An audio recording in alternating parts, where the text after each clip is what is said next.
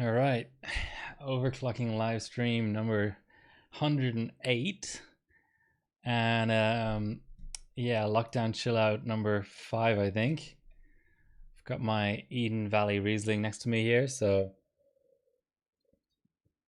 good things are gonna happen.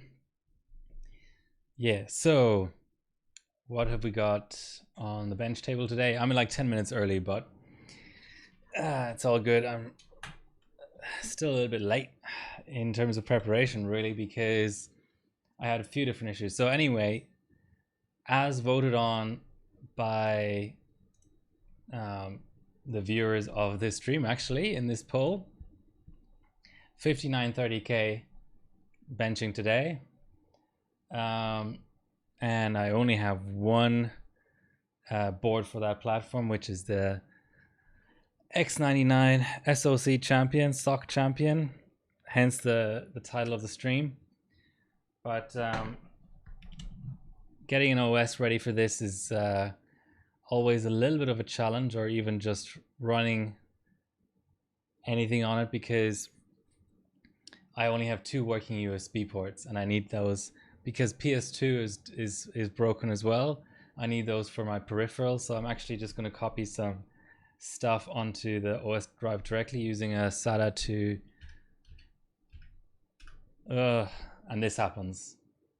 I don't know if this is because this is an ES board, but sometimes the BIOS freaks out a bit. How's everyone doing?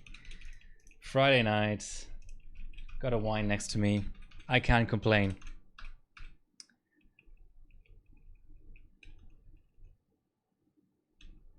So yeah, a few different issues leading up to this. Why is it constantly clearing BIOS? I should probably put a CMOS battery in there.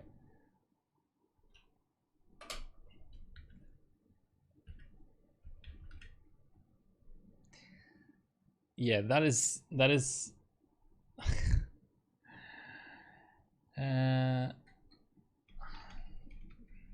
Shmomo. Hey Ginger. Got a Johnny Walker now. That is nice.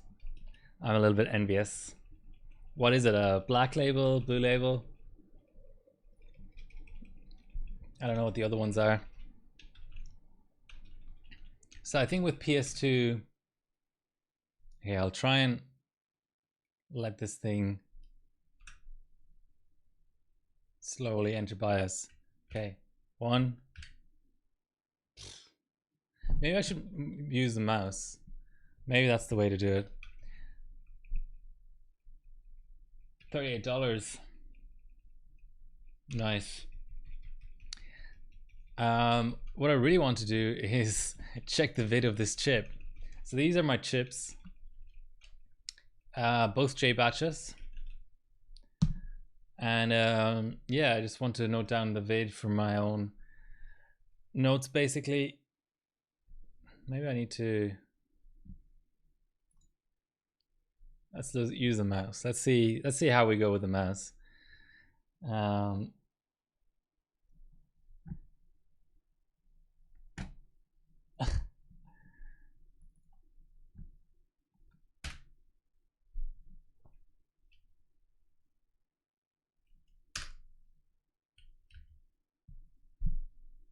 This is weird. Okay. No, okay. So 1 point, which one did I actually even put in there? I think it's number 1. Yeah, so that's 5930K number 1. So we'll put that down as 1.09 vid, 019. And this is disturbing though. I don't remember the BIOS being this fucked up, really. Won't let me do anything.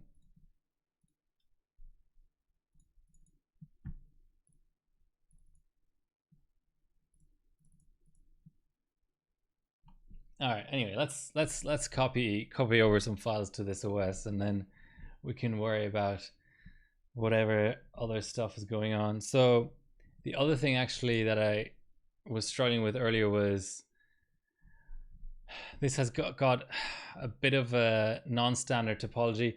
So basically, if I had a Rampage 5 extreme, I'd probably be using that, but I don't, and they're still expensive. But basically, I had to check the manual because you actually have to populate the inside left RAM channel first if you're trying to just boot with one stick, and then if you want two sticks, you go with the two inside ones. But typically, right of the socket would be where you would put your first sticks, either usually the outside DIMM slot, but in this case it's the inside left and then the inside right. And then screw you if you only have 3 sticks, because they don't even provide like a preferred configuration. But 4 sticks, obviously everything is populated, and I had to clean my sticks and stuff. And also no preferred mounting mechanism. So Heat Killer 4, this is the my relatively new block. And do we have the manual here?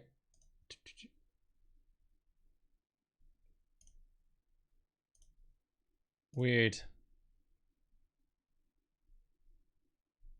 Anyway, basically what the manual says is there's an LJ 2011 Slim and there's a regular, and this board is neither. This board has the through holes, so I didn't really have any good way of mounting the block except just with the rods with the heater on the back.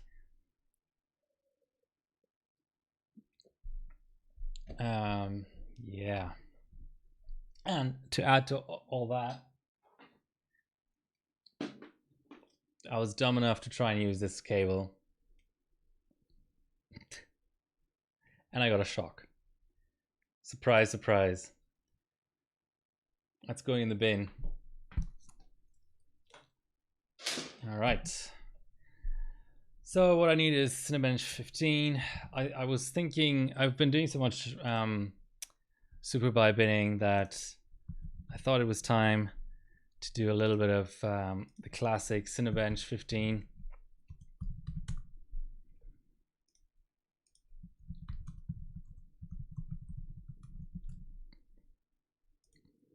So just going to download that because I don't have enough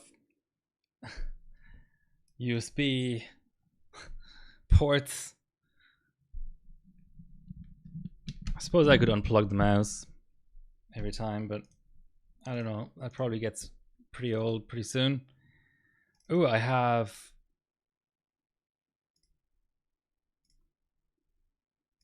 some stuff on here already, so that's good.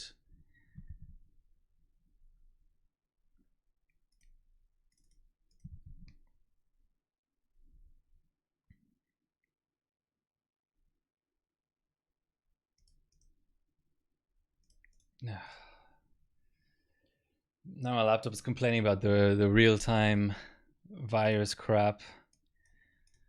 I thought I'd disable that.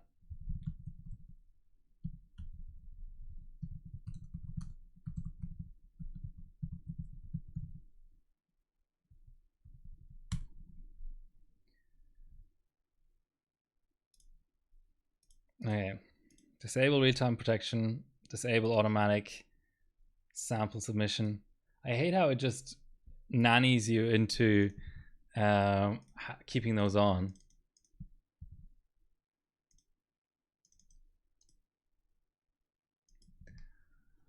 And of course it deleted everything. Okay, so I really have to download it anyway. Alright, great.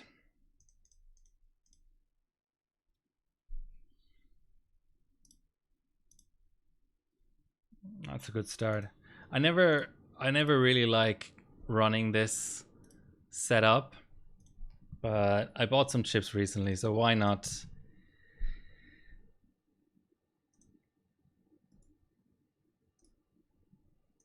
engage with it? I mean, it's still probably better for me than 3D in terms of hassle.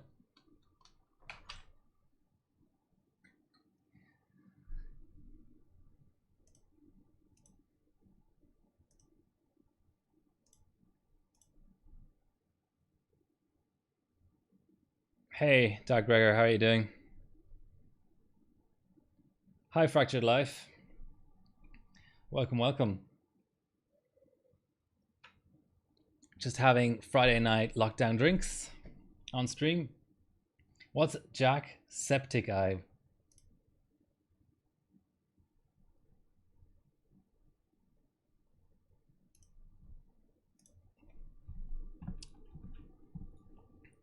Okay, we should at least have a bench, which is always a good start.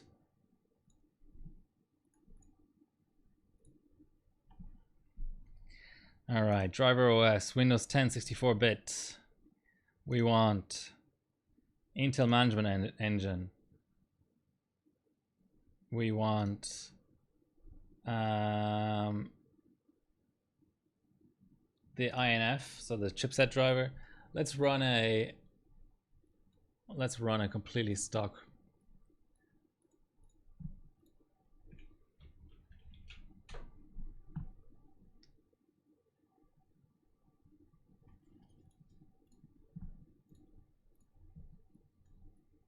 See what I mean about nannying stuff? Okay, let's just double check that we really have all quad channel. And what else do we need? XTU, no thank you. Definitely don't need that. Oh, do I have another copy of GTL somewhere? Otherwise it's gonna get tricky.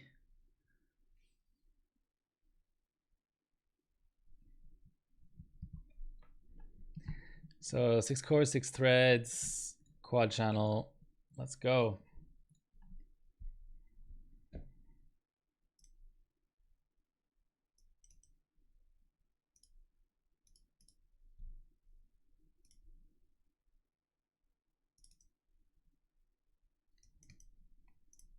Yes, I have the Windows 10 version of GTL at least. So that's a good start.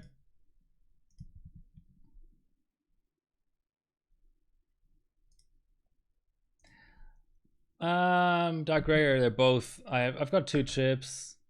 They're both J batches, so anything starting with J could be good, but it's completely untested.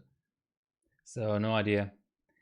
It's the whole point of these streams is to find good chips, basically. Gonna screenshot that.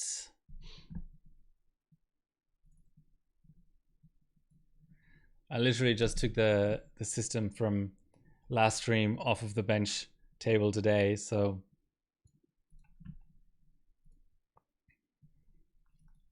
so 1086.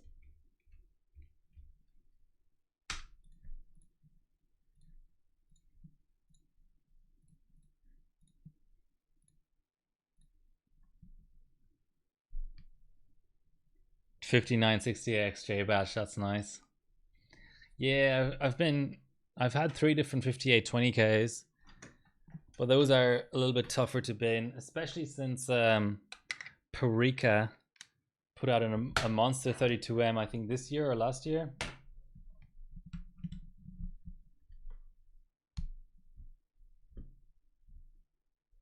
Hi, Kix. Welcome back.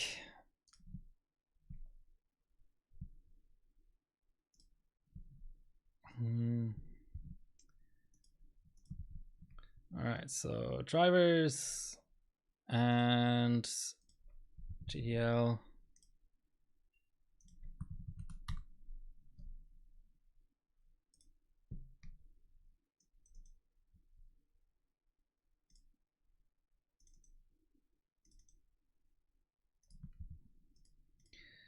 I mean, Windows 7 stuff should still run on Windows 10.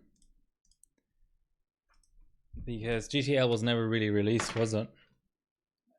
I remember it being attached to some gigabyte overclocking blog as a file.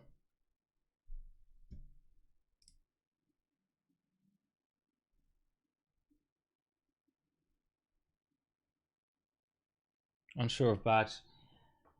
Yeah, X99 on Ambient is a little bit. Oh, okay, so Xeons. Were those Xeons multiplier unlocked? I'm not familiar with them. 4.8 AIO. Yeah, I think have to be sort of careful about ambient binning anyway, especially on X99 because they get so hot. What's the TDP on this stuff, like 160 watts or some crap?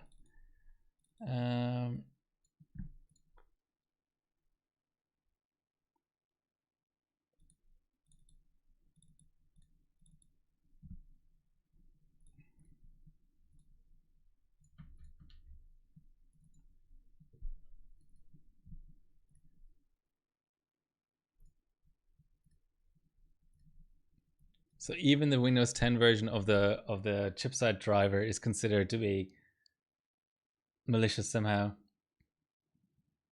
140 watts. Unlocked Xeons is funny. All right, let's throw in a restart.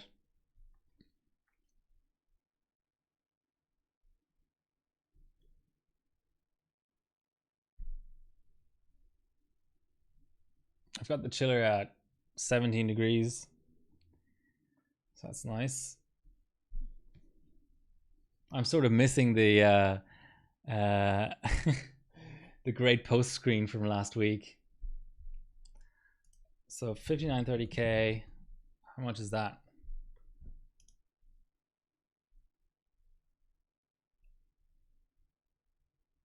$140. Yeah, that sounds. I mean, it wouldn't surprise me if that's. Yeah, 140 watts at 3.7 gigahertz. But once you push like 4 or 5, it's gonna run completely. Yeah, it's gonna just blow up.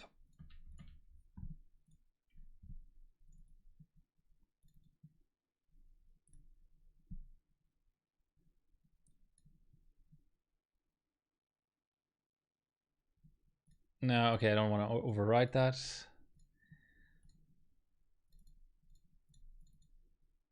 Hopefully this GTL doesn't crap out on me. 10 chips, okay. Another restart. What annoyed me as well about this platform was the last time I ran it, I had a 5820K that would never boot the OS but post every single time. And I was like, what am I doing wrong with this OS? Why won't it boot? And I never considered that actually the chip was at fault somehow. So what kicks what board do you have? Do you have a Rampage? Yeah, it's sort of dodgy in terms of well, it loads up. BCLK control may not be there, but that's acceptable. Now we want to clear all checks.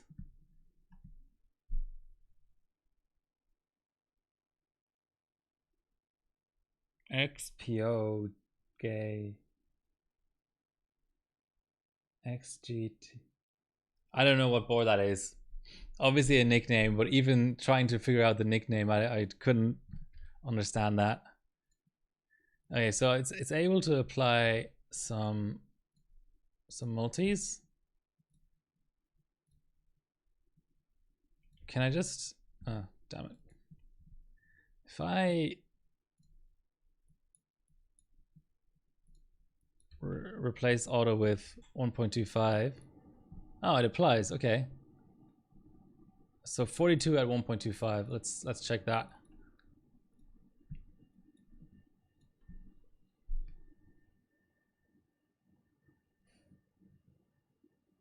X Power Gaming Titanium. Okay.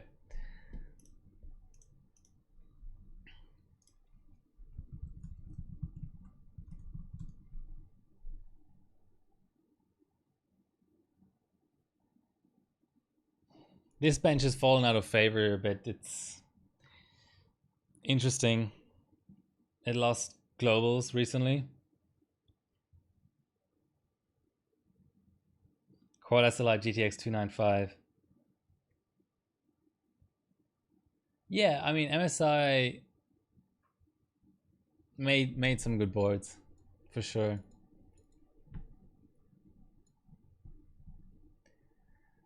Ooh, do I have hardware info? Yes, I do have hardware info. Should keep an eye on my core. Okay, this is already adventurous.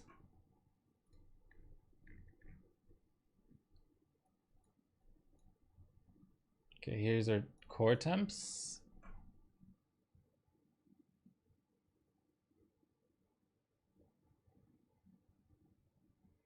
$40 degrees at 1.25. Nice.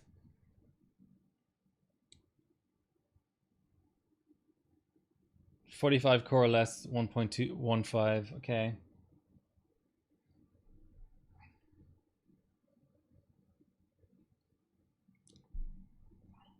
Well, this is doing 45 at 1.25 at least, but 1.15 might be tough. We can try.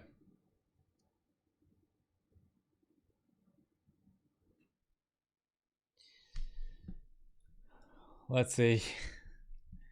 I'm a bit skeptical, but so temps were no issue. 1.15, still 45 applied. Make sure that the multiplier doesn't drop under load. No, it does. All right. Gotta dig into our bias.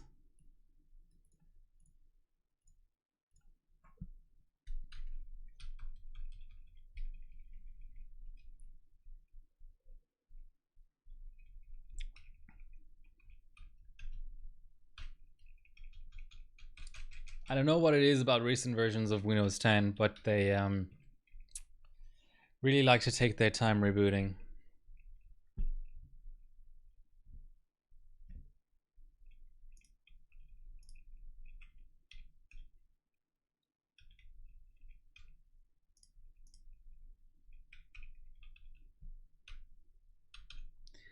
.64 means we're entering BIOS.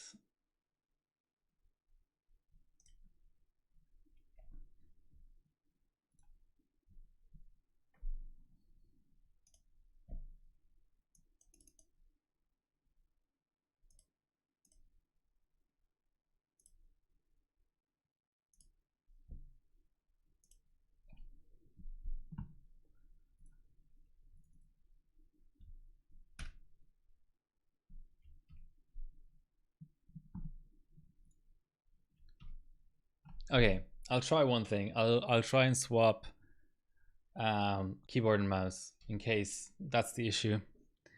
Maybe that port isn't good for a keyboard.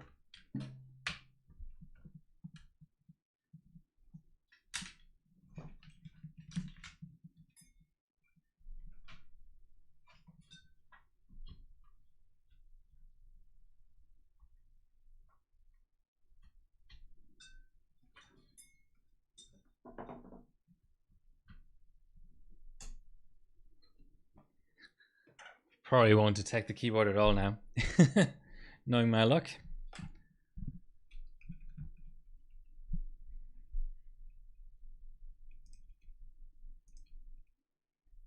Minus 120. Yeah, that's pretty normal for Haswell E though.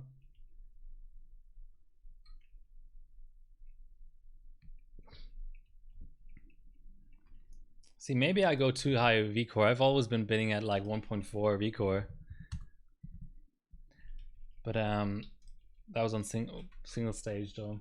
I think single stage I went to 1.55 or something. Okay, so far it seems more reasonable. What happened to my... Okay, there we go. Base clock auto.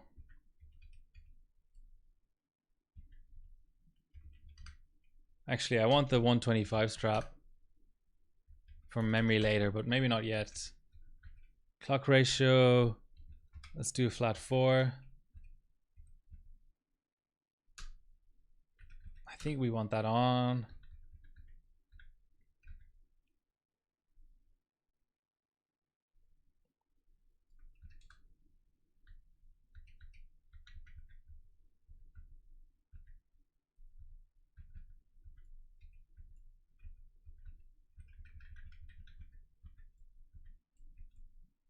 You always sort of have to guess.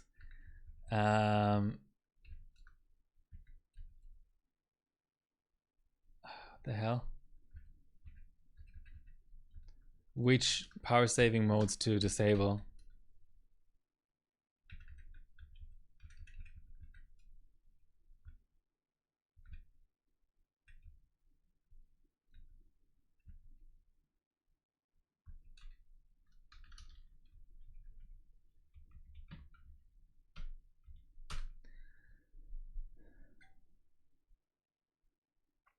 But Turbo Boost was what was dropping my multiplier, right? Yeah, I mean, generally you want Turbo Boost on, but I was seeing the multiplier drop from 4.5 to 4,000. I'll see what it does mid run now. I'll see if GTL works.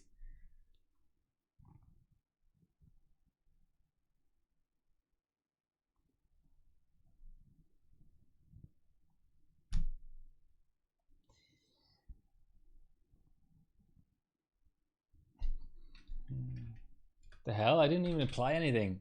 It's like overclocking failure. I didn't fucking overclock. Okay. Well, that's dumb. I more or less didn't apply anything. I mean, let's just do the same thing again as one of my cameras drops out.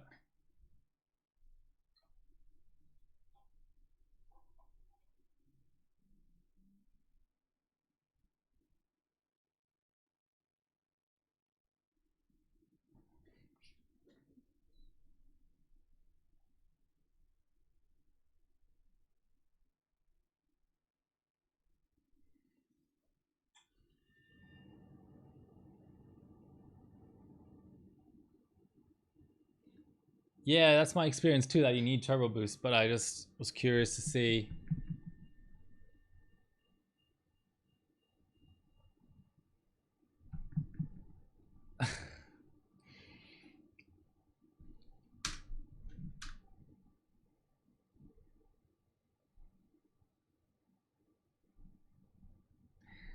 So Windows wants the keyboard in a certain port and BIOS wants the opposite way around. That's brilliant. How's that going to work?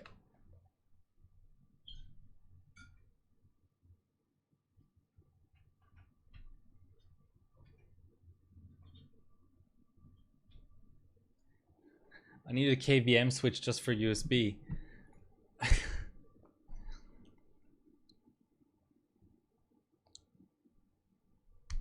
Nah, it's running 4,000. It's running 4,000 fine, and I'm guessing... Yeah, that turbo thing is more of an Asus thing. And it's sticking to 4,000. Okay, so now let's check if GTL can apply a higher multi.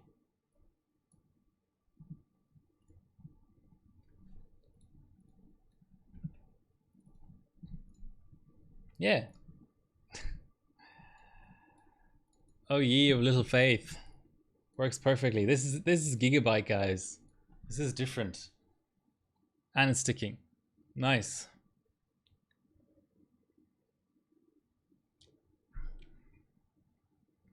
No AVX offset on X99 as far as I'm aware. I might be wrong. But it's certainly not kicking in here. Alright, so what... We're on 1.2 somehow, even though I didn't set anything in BIOS and I didn't set anything in GTL. But that's okay. Let's try. I noted down the binning info from Kix.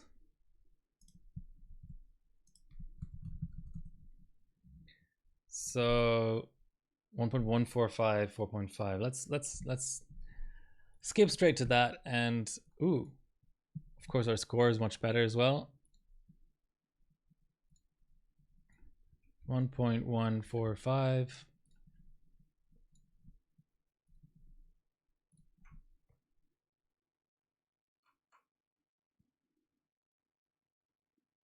Seems like a good chip.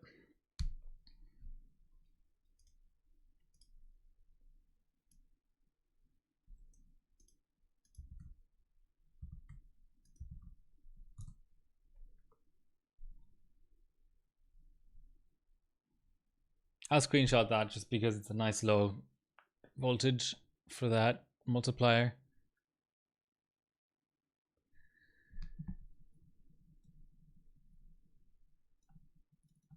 Actually, Windows 10 is not even legal on this architecture, is it? For Cinebench 15. Would have to disable points. But anyway.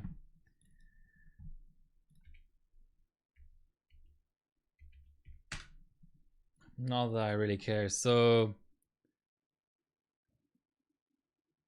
4.6 needed 1.28. Let's try 4.6 at... What kind of cooling was this? Was this AIO or what? 4.6 at... Let's try 1.2.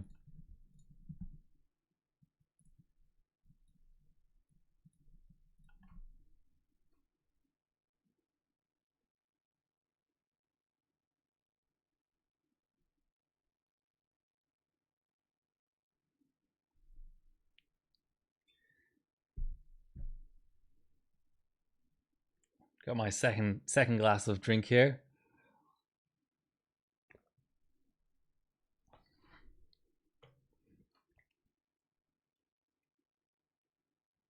Seems like a good chip. Nice like cold chip as well somehow.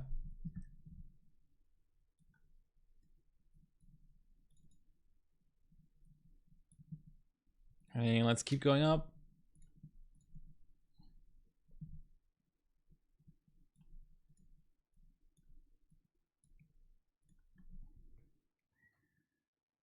So on okay, so 4.7 at 1.2 equals fail. That's fair enough.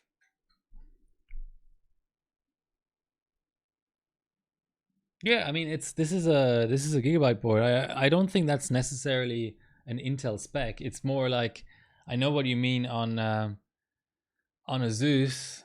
For Turbo V multiplier applies to work, you need to have Turbo enabled, because the way that Turbo V on Intel platforms applies a multiplier is using turbo frequencies. But there's nothing to stop you from just applying a multiplier just straight without turbo frequencies. I mean, it's just that's how Asus has implemented it. And the score is going up. It's not that like something weird is happening. The score is going up with the multiplier.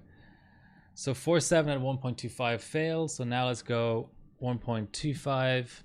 Sorry, 1.2. 4.7 at 1.2. You could argue that Asus is weird. Like, why should Turbo? Like, Turbo is supposed to be an auto overclocking or an auto boosting algorithm.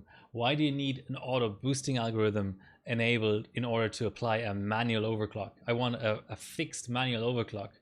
Like this behavior is actually correct. Yeah, so I think I'm not sure, but I would imagine that on the X299 you can't without turbo. Certainly on the Dark you can't, and on the Apex you can't. The Sock Champ never went retail. I've seen one. I've seen people bench one, but I've never sort of noticed how that behavior works on the Sock Champ. So 47 at 1.25.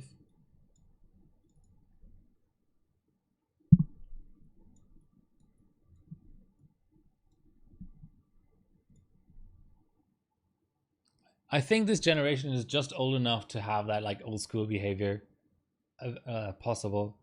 It wouldn't surprise me that in X299 or let's say from Z370 onwards, this sort of thing you can't implement it this way anymore. So, oh, so now we're seeing dropping multipliers. I think bias cleared again. Something weird's going on there. But of course, we need to swap USBs. This is insane.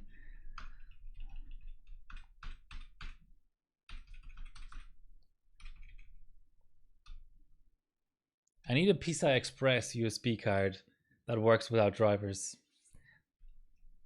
Why is it loading OS? I pressed delete.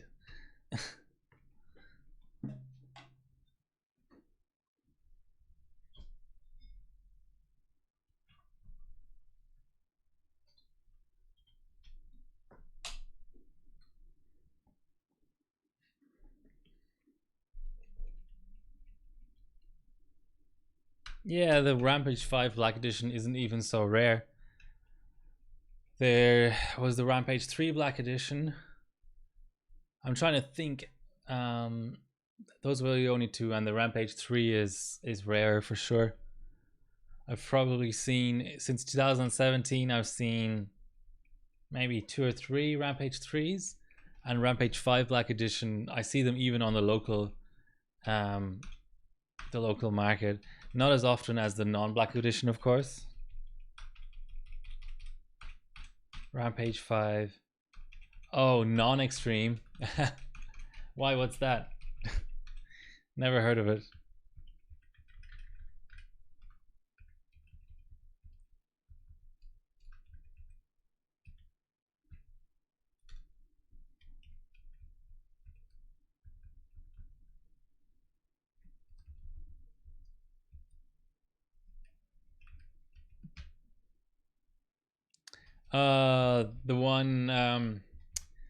The one that Der Bauer made a video about, the one with the extra wide PCIe slot spacing. Yeah, okay, well that's, I mean, that's not even ES. Sort of feels like it's a pre-ES kind of thing.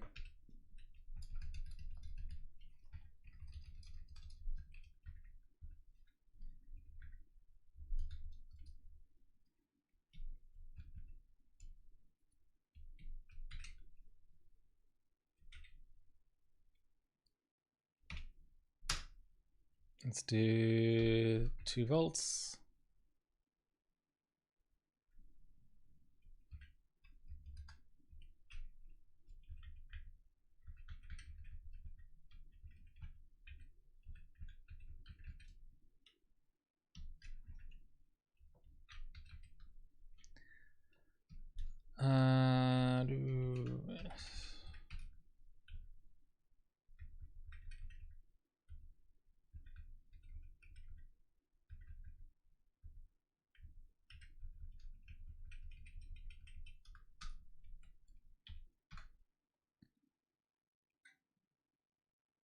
Five. People are crazy. What I don't really like about Gigabyte is the silently clearing the CMOS part. That's what's a little fucked up. Like the previous boot, I'm pretty sure it silently cleared the CMOS because it was back to dropping. Like, what is this? Where? Okay, let's do 35. Maybe it's having trouble with that.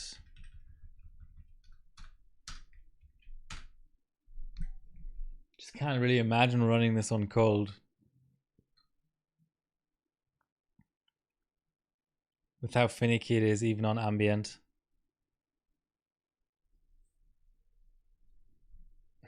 As I have cables all over my boot code camera here.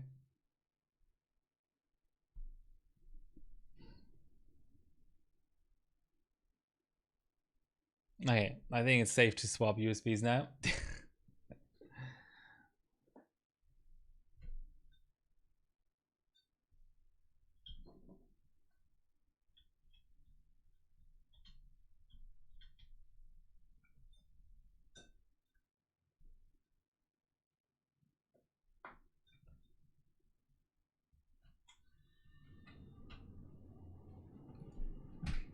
it instantly works as well, which is so funny. Okay, so we should have 45 or 35 multiplier. And yeah.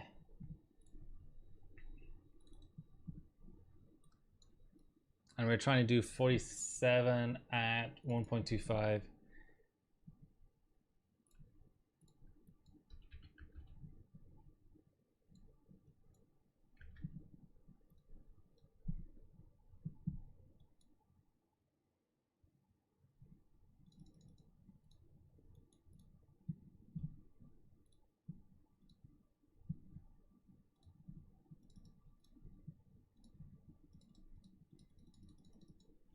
And now it won't apply multipliers. That's great. See what I mean about silently failing to apply settings?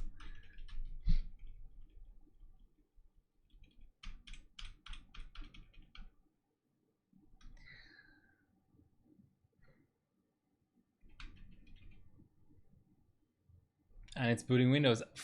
Fuck.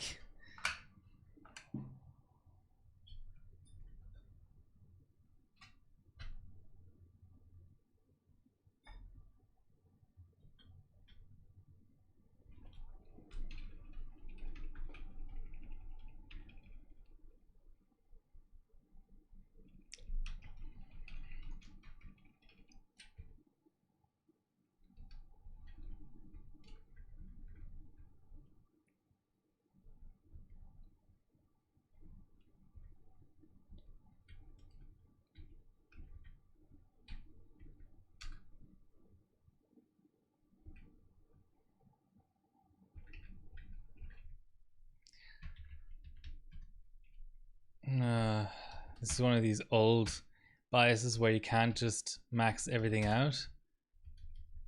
Okay, 1000 watts, 1100 watts, 1200 watts, 1400 watts, 2000 watts, 5000 watts. Wait, 2500. What's the actual max here?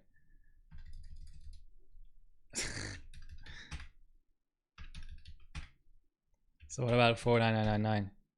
4500?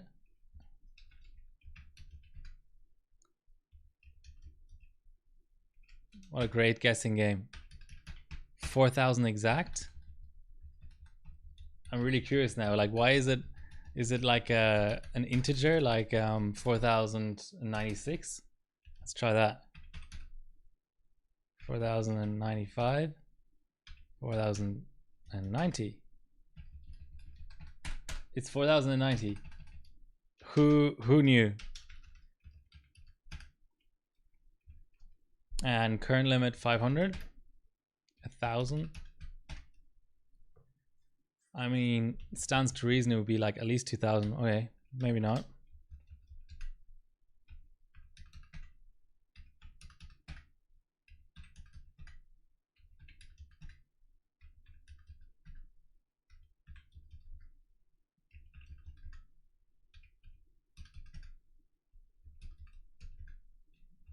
Okay, 1000 exact.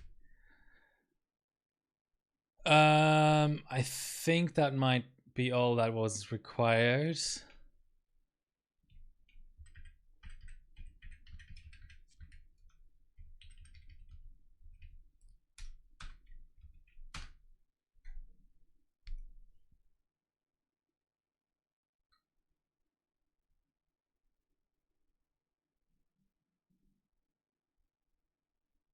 See, that to me is a post. It's having a little bit of an issue. Getting the RAM trained up. But that's a post, right? It should not drop settings. 00.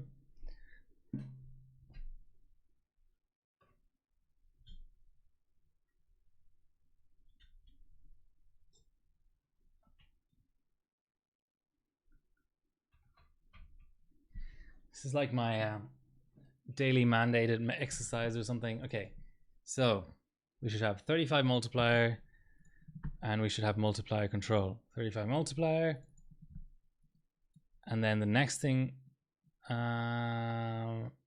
clear all checks is we should be able to apply just a nice handy little yes. Okay, so that works. So now we have to check for the dropping of the multiplier mid-run because power saving. That looks okay. Now let's apply the settings we actually wanted to run like 15 minutes ago.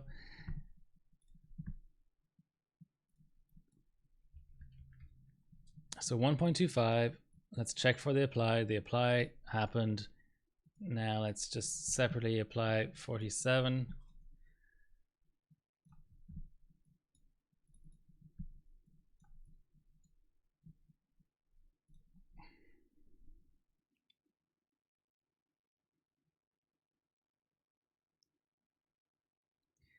Kicks, looks like I might have a better chip than you. Like with random dumb luck. This is good, we're getting results. So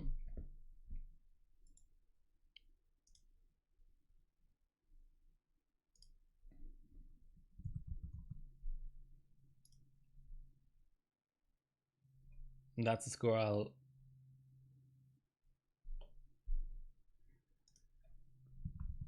certainly keep. So I always like to make these little lists of what's around. League at 5.8. 5.8 on Haswell is like, it's not easy. Not every chip will do it, but it's like achievable. So that's a 42 pointer and 5.8 on 32M. And these scores are old, I think. These scores are pretty old. League hasn't done much benching.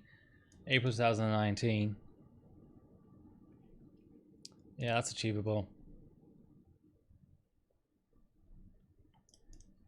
So there wasn't so much benching done. Oh, this is weird. So yeah, the most 50 points on the 5960X, but then 50 points on the 5820K as well.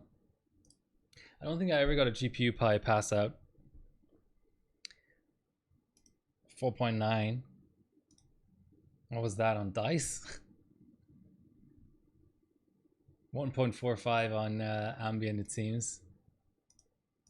Right. 6.3 GPU Pi. Now that's with these chips, it's quite hard to even set stuff.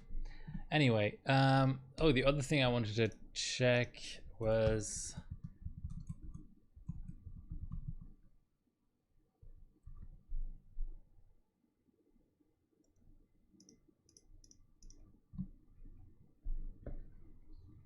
Nada. So is that the best H2O score? Let's see. Oh, this guy has 4.8. So 4.8 is as high as people go on water. I don't know. I mean, and that's a 4050 with the RAM dialed in and everything. I think that might be achievable. Let's see. Let's see how we go. I mean, I can't sub this anyway. I can sub it points disabled.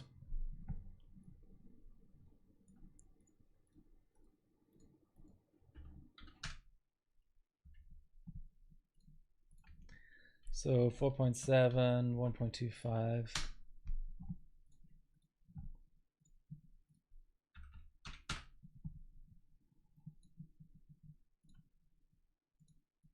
All right, let's try 4.8. What's the worst that can happen?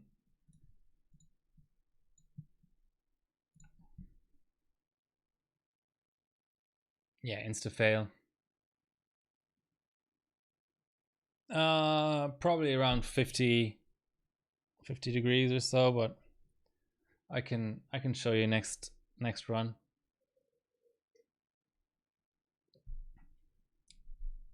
Uh, 4.6 at 1.2. Did I even do 4.6 at 1.2? Not sure. I think I skipped. I don't know. I can just, I should do 4.6 at 1.2. Yeah, okay. You have better memory than me. Let's do it. I mean, I have a good block on there, and I have the chiller set to 17 degrees, but it's like maybe slightly above average water cooling. I wouldn't say that it's like cheating, you know, it's I'm using cheap Chinese paste, for example.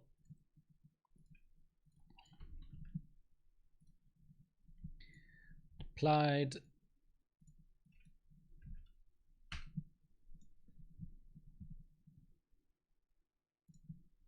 Okay, fully applied. Let's keep that open. And hardware info.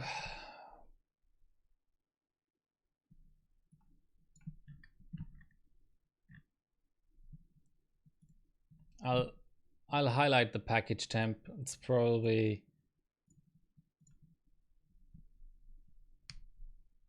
43, 45 on the hottest core, 46 package, 47 package, 47. It seems like on this platform it's almost like the package temperature is just the hottest core. Yeah, GD900.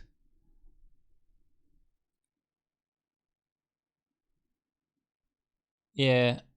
So 47 was max on the package and 47 was max on the hottest core as well. I don't know, does that mean, I mean, that's considering the low V core, I don't think that's crazy low temperature. Okay. Clear all V core. Let's try 1.3. Ugh.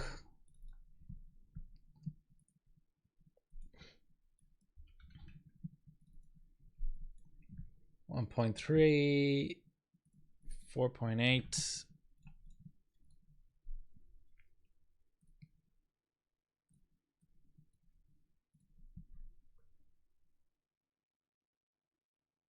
Yeah, but I think it's just a low leakage chip. We can check. I have another J batch right here. We can check. That went further. We can check. Maybe the chip is just like has a really flat IHS and is really low leakage and stuff. I don't think it's the cooling. I mean, I have very little. I mean, very average mounting pressure. The water temps are 18 degrees Celsius right now. I only have a single pump. The tubing is like corroded and stuff. It doesn't really have very good flow.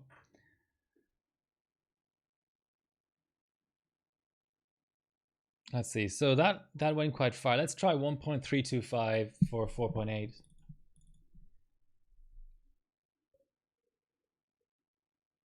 I mean, I'll make sure I use the same paste and the same type of spread on the second chip and same mounting pressure. And if that has higher load temps at the same voltage, then we know that it's a really low leakage chip, which actually kind of means that maybe it's crap for LN2, which would be a shame, but who knows.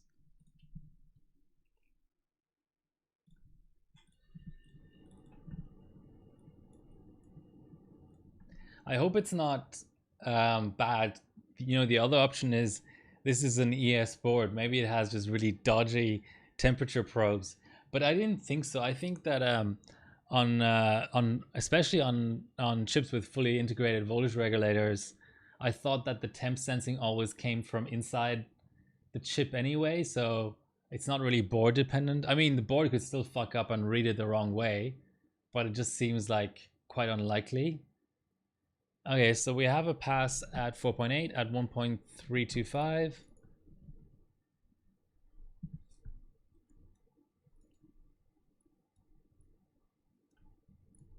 Damn, now I want to freeze this chip, but I can't because I'm in lockdown and I don't have LN2.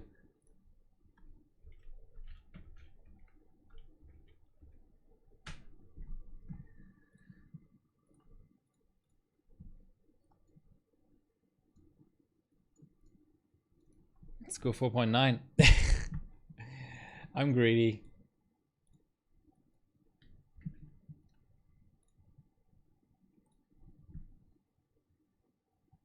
I'm a bit paranoid. I'm just gonna keep it open in case there's some weird clock dropping. Yeah, okay, so the scaling becomes kind of exponential. Like you need more voltage for every multiplier. Where should I stop? 1.4 voltage wise, I mean. I think temp headroom is quite good. I could maybe even do 1.45 temp wise, but I don't want to degrade a chip and for no reason, sort of thing.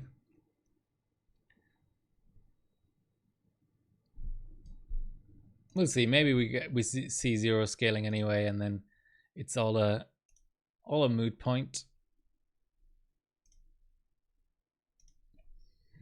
All right, so 1.35 325 at 49 did not work.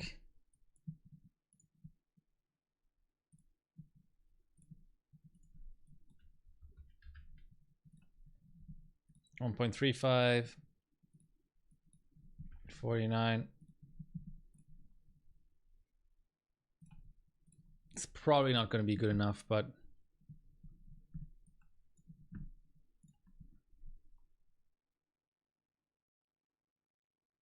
yeah. I mean, there's not a single ambient 4.9 run on the bot. So out of how many results? Quite a few.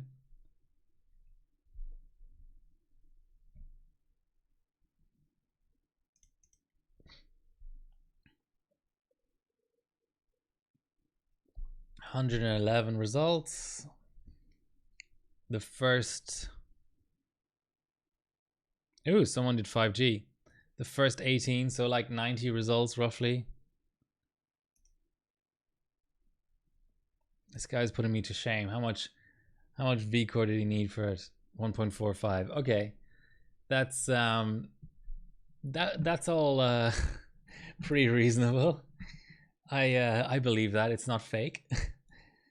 So 1.335 is fail. So we did 4.8 was at 1.325. 4.9 at 1.38. Let's try 1.38.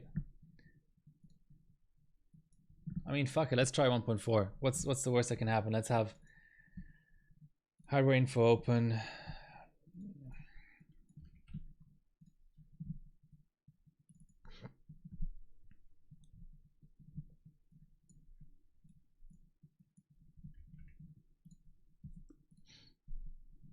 .4 is applied. 4.9 is applied.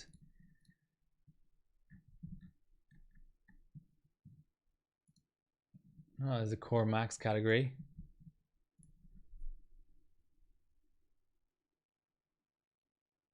$60. Yeah, we're sort of hitting some kind of inverse scaling.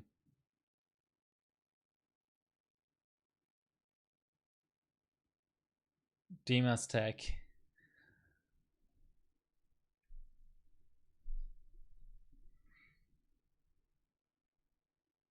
Do I still manufacture them? You're trying to buy it new? I might be trying to get rid of an SS soon, actually. It's currently being repaired, but it's like a home built. Do I have a picture of it somewhere? Might have to go back to an old stream. Okay, so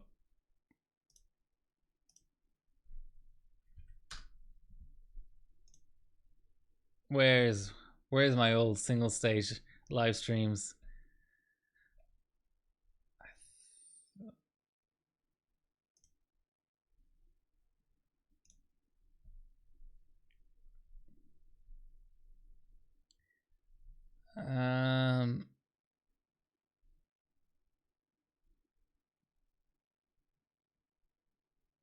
Oh, I didn't have a... Did I ever have an SS cam? I don't. Damn it.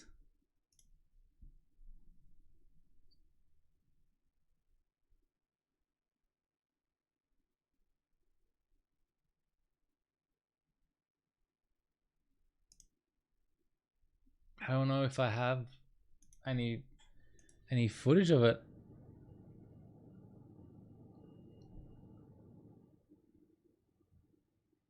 This is on air. Okay. Yeah, it's just a home built. It's like in a big wooden sort of frame.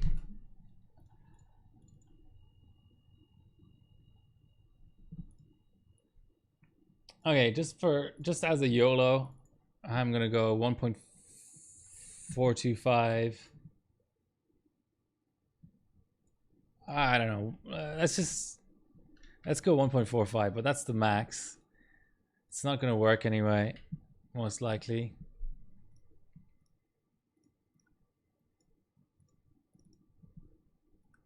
I'll keep CPU Z open just in case there's some sort of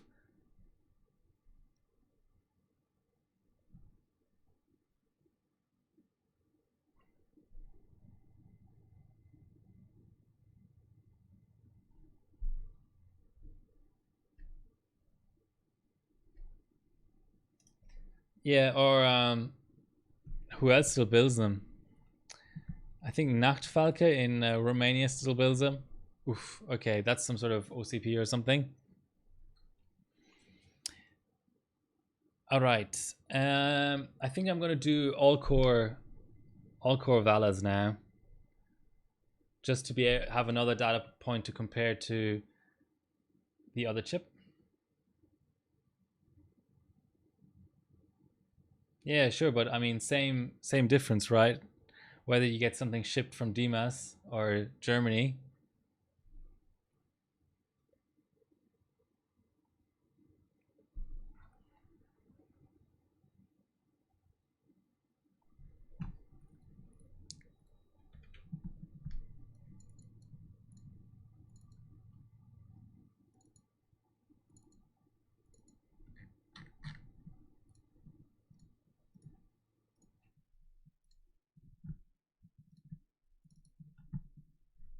Okay, let's enable XOC mode.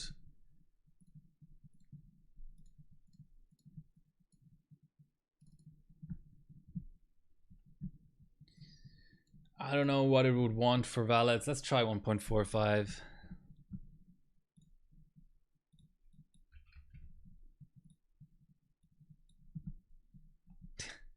That's a good freeze frame, actually. Hold on.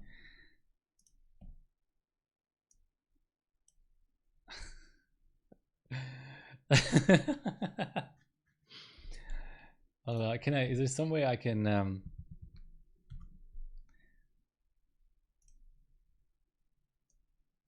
should be my new avatar. There we go.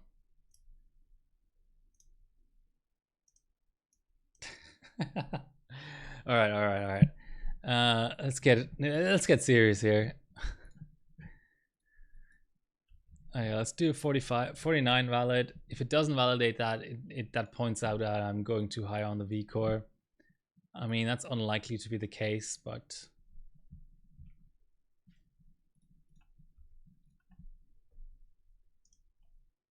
yeah, but it's dropping down.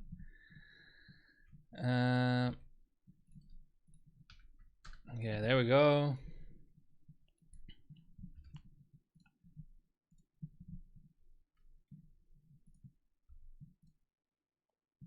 Easy.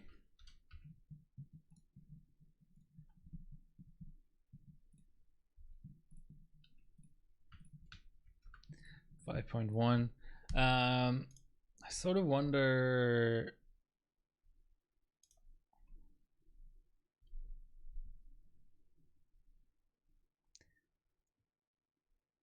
God, you can get 6 on water. What the hell?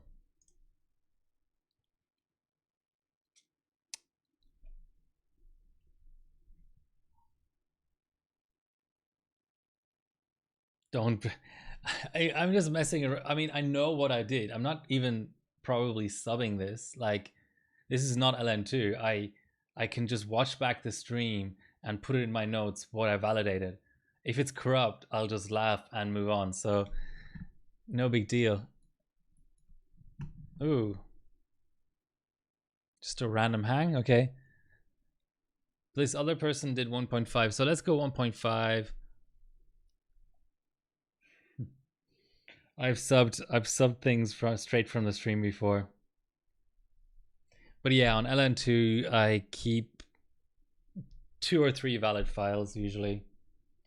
Because by the time you keep the third valid file, you're like 200 megahertz below. Like, if those 3 really are all corrupt, it's so easy to get to that point again. Typically.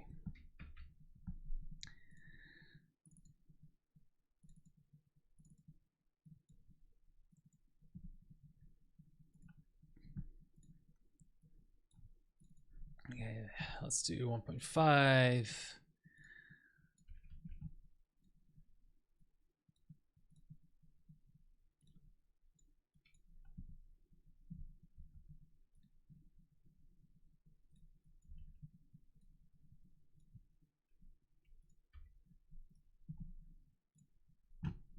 Okay, that might be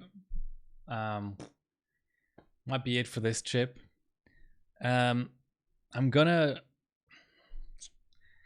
try to dial in the memory. It's gonna be annoying because of this USB ports. This USB port switching business, but I'm gonna try to dial in the memory a little bit, and then do a run at 4.8 for Cinebench just to keep it as my best run in terms of score. But then I'll swap onto the second chip.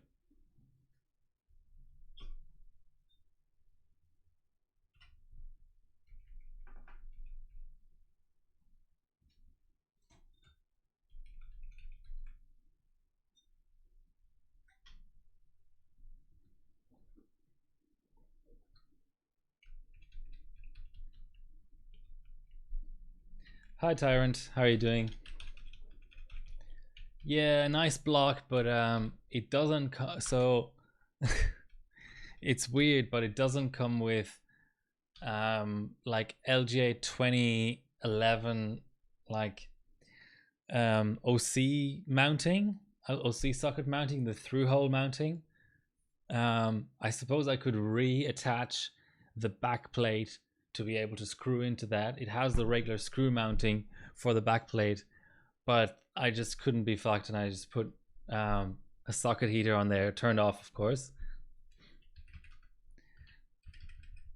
Okay, I'm gonna just see if I can dial in memory a little bit. So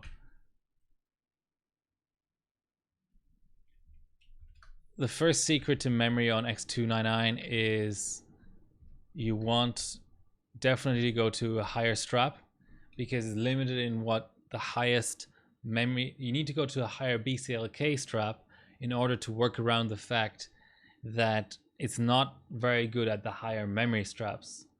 So you go to, so X99 has a 100 base clock strap, a 125, and a 150. I think a 175 as well, but the relevant ones are 100, 125, and 150. And depending on all sorts of factors, you should at least go to 125. Sometimes 150 makes sense to push the memory. So you see this base clock gear ratio, this one. Oh, my mouse doesn't work, but the 1.25, that's telling you that you're actually at that strap.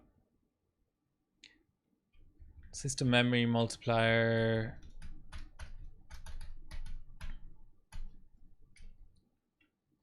It should do 3500.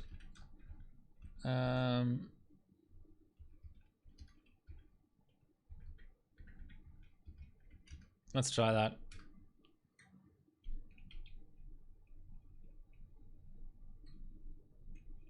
Yeah, if you look at, let's go to the 5820. Either gonna train. So if, what's up, Hyperbot? Please load. So here his Purika is 50.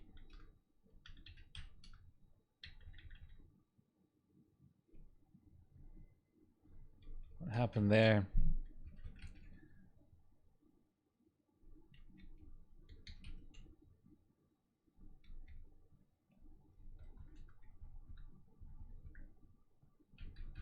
Yeah, it was trying to. So you obviously have to be careful with the CPU multiplier because it was trying to boot 4.4 gigahertz on stock vCore there. So clearly, this kind of setting is probably better.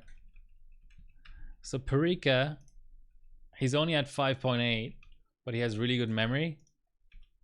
So this is a 32M on the 5820K. It's not even. It's a weird board even. So you see how he's at 125 bus, but then this might even be like Micron or something weird like that. Anyway, he's at 30, whatever that is, 3500 RAM, courtesy of the base clock. Okay, that's not behaving. Next thing to try is go down in the multiplier.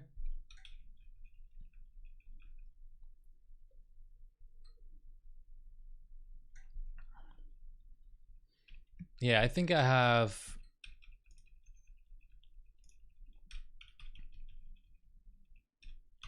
a decent 32M score.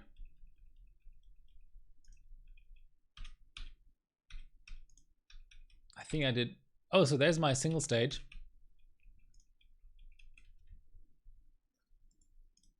So at least this is what it looks like, what the head looks like. So on single stage, on the other chip, I did, yeah, almost 3800 RAM.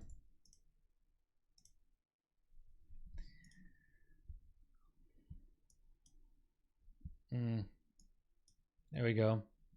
At 166 BCLK. All right. Let's just completely take this from the start and apply nothing but base clock and make sure it really does that strap, and then apply nothing but memory multiplier and then timings, and then we can re-add in all the settings we had before.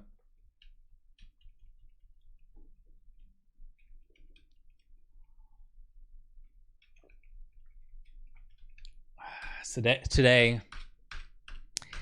our political leader announced 1 month extension to the lockdown. So this is next week is going to be, God, so it's been going on since the end of June.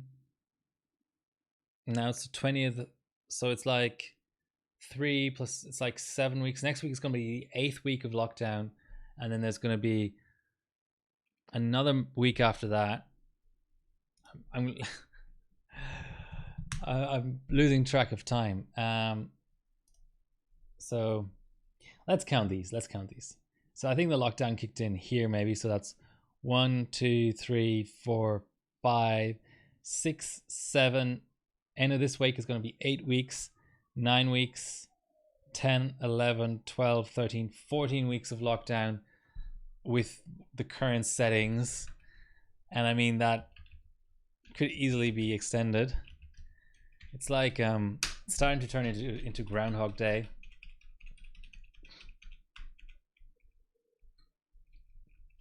And not in a good way either. Not in a gonna get the girl at the end way.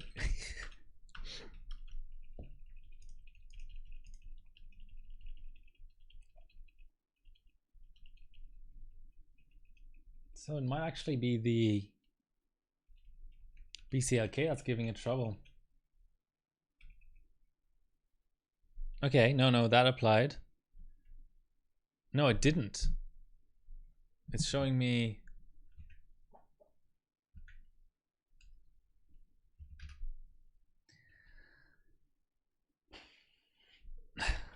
Okay, let's do it without BCLK then.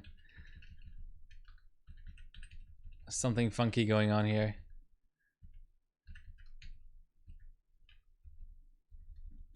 I just want to set a multiplier that's better than 2400. Let's do 3000 at 1.8.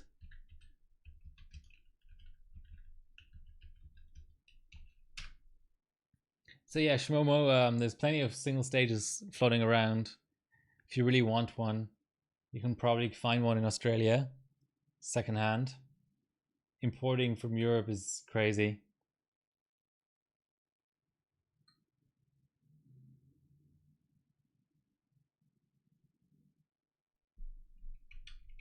So it's looking like it's gonna train.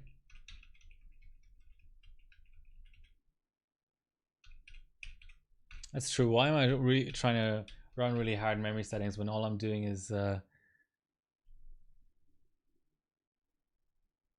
Cinebench anyway?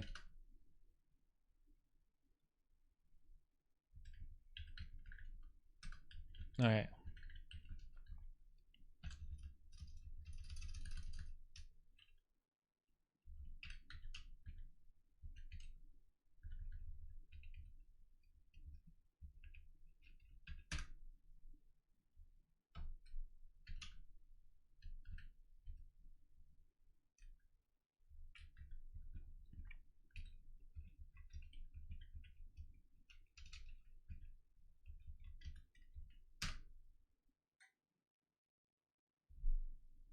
No, I'm not American.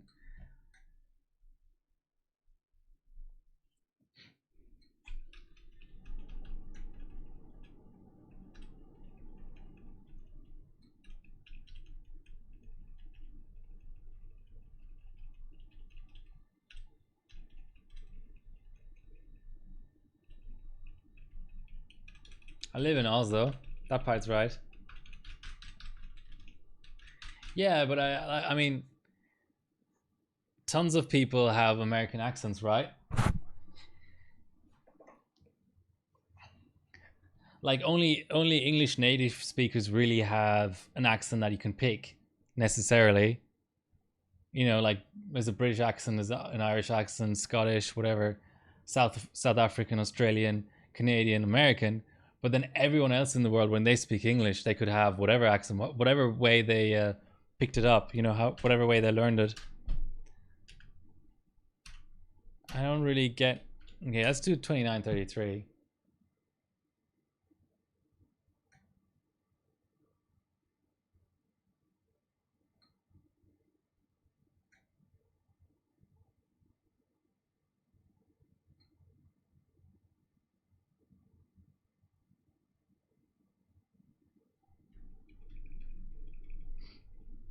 Seems like that's gonna train.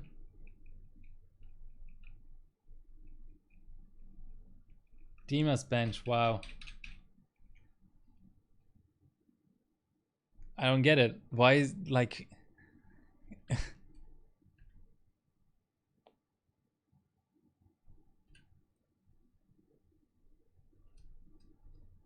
I mean, let's go one multiplier up. High tech tested. Anytime you want to find out what's being benched, just go exclamation point rig. But yeah, it's an engineering sample and a very finicky one. X99 champion. If I had a different X99 benching board, I would probably be using it right now. Yeah, it doesn't want to apply any memory settings somehow. Let's do a boot. Maybe it's the BIOS itself that's sort of having an issue. And I've got a pretty nice 5930K in there. We just did 4.8 gigahertz at 1.325 vCore.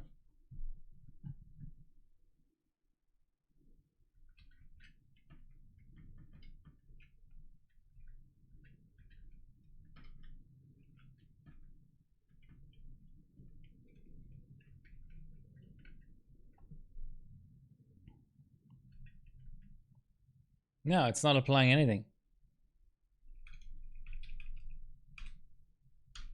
Yeah, and I have a second chip to try. And I'm about to throw it in, I think, because there's something really weird going on with memory multipliers here. Okay, so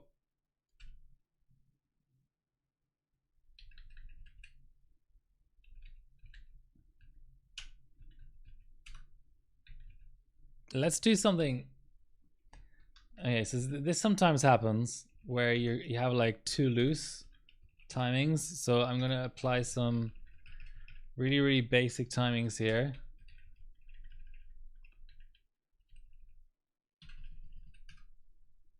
What is it? 64,000, 63,000. No, it's on quad channel. I think it's 31,000, isn't it? Am I dumb? Let's do 350 TRFC. Is it like 12,000?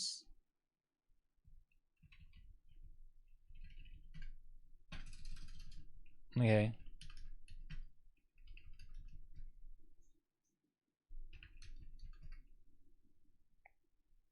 Okay, so it's like 16,000 or something.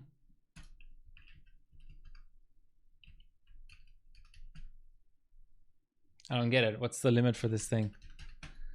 Let's cheat and look at my old result. TRF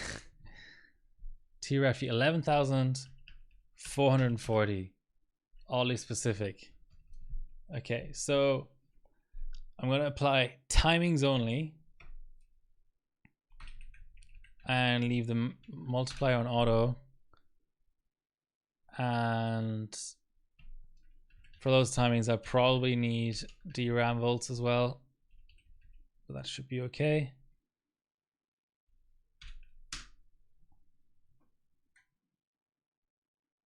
Yeah, ask, do a want to buy on OCAU.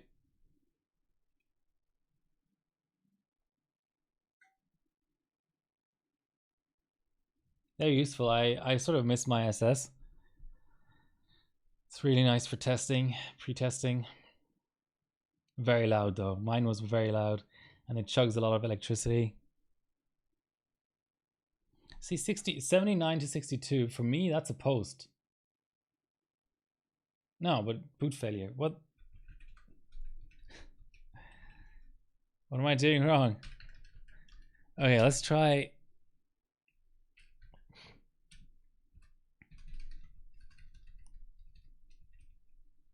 XMP.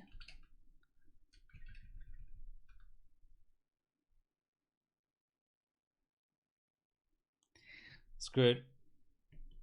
Time for the next chip.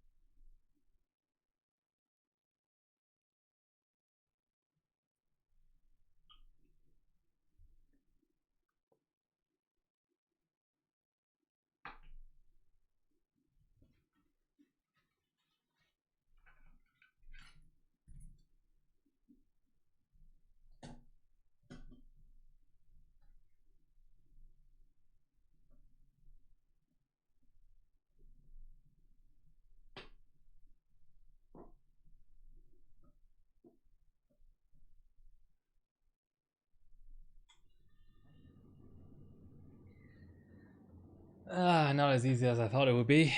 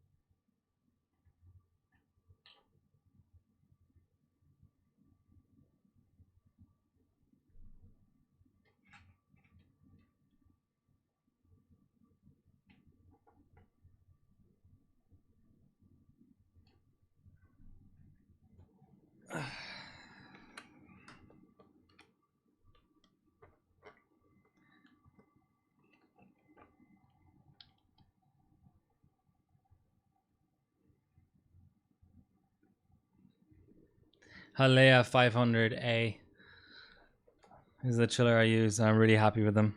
I have two.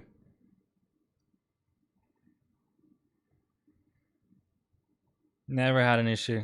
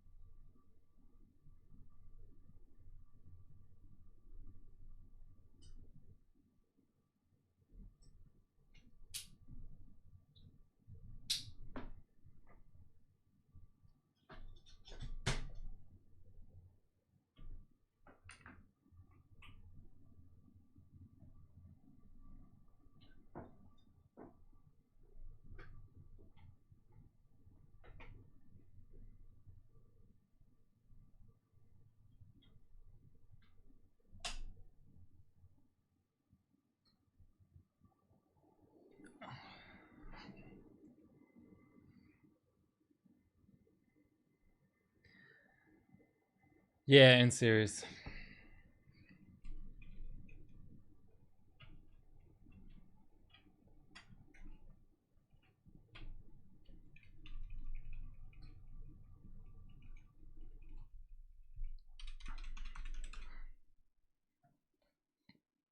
Today I only have one turned on, but yeah, usually in series. I don't know what running them in parallel would do. It's an interesting question.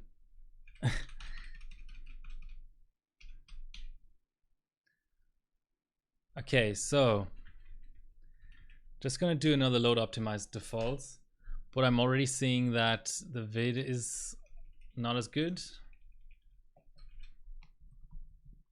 So 1.019 versus 1.077.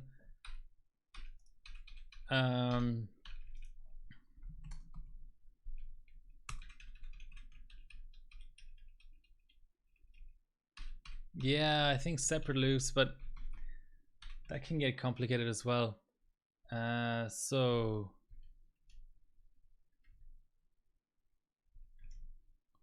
1.077 definitely. Let's just apply the same profile as before. I usually only run one pump. It's kind of weird. Like, I probably should run two pumps when I'm running two chillers, but I find the flow is okay, and I mostly have issues with heat saturation in the loop,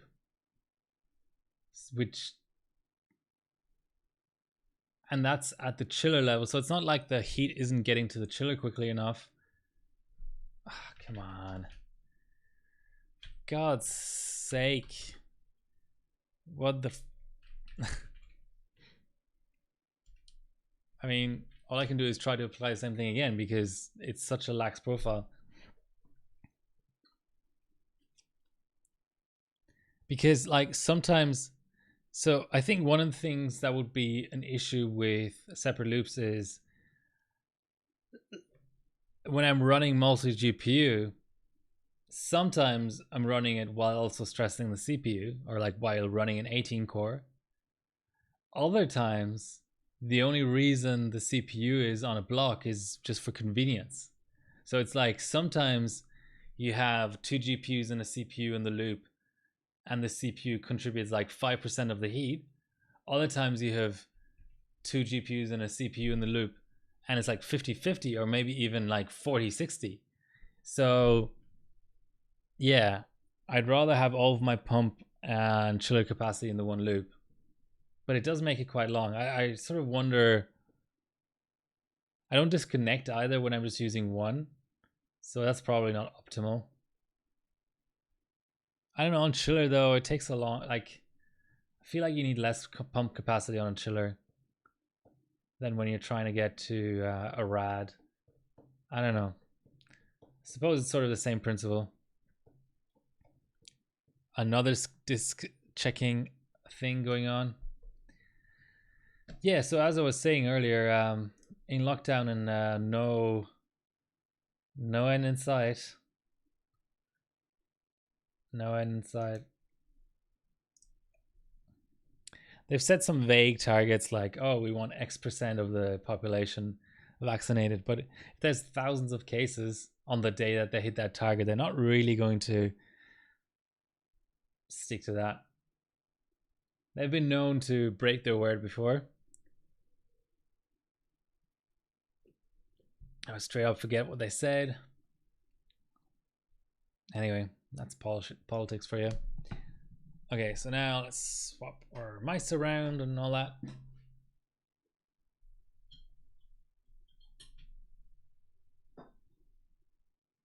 So I should say, maybe because it's a little bit weird that my IO is so screwed.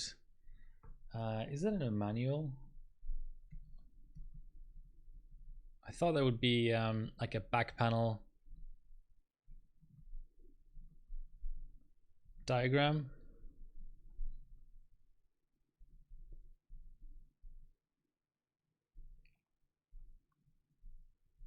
Here we go.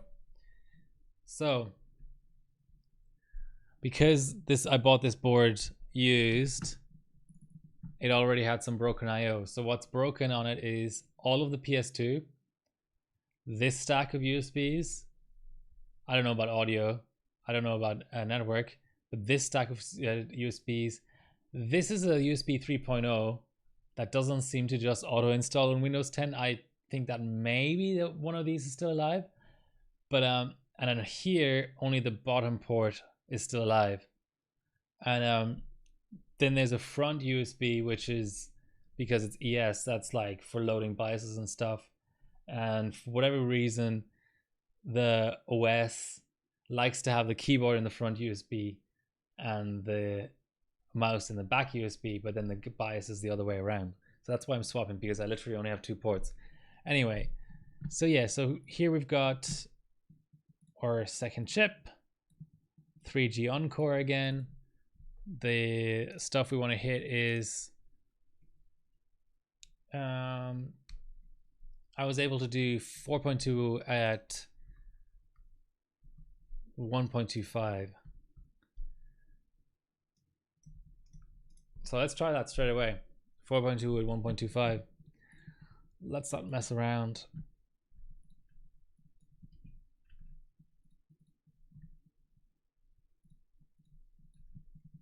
Not 5.2, 4.2. And I'll remember to also do the temperature check again. It was, what was it? 4.6. Yeah, it was 4.6 at 1.2 pass, and it was I think it was like a 47, 48 C max temp.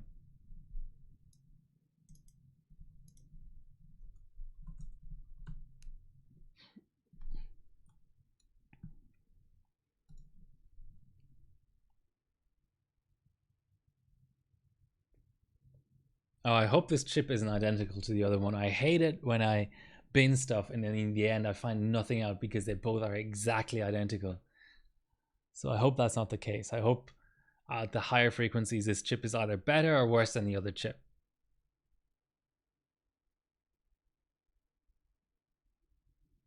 No, I haven't checked the fuses. I'm not really that good with okay, so that's a pass. I'm not really good with soldering iron and all that. More on the software and tweaking side. 4.2 at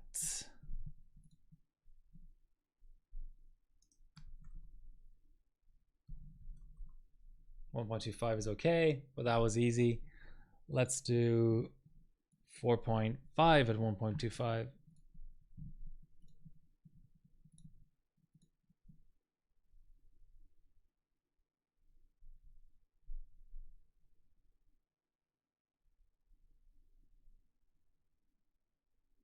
Yeah, it could be the fuses. But a lot of the time when you're benching cold, you actually just lose IO for good.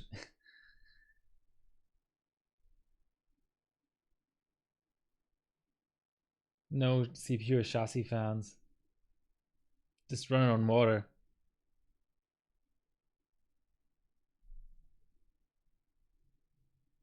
ROG chip on its way out.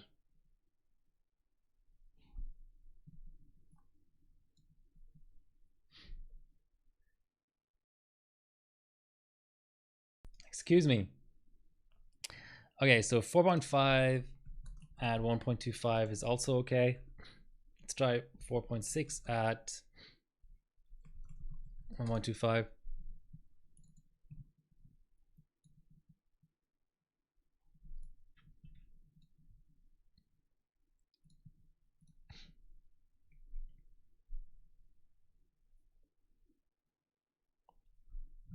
Okay, that's a fail.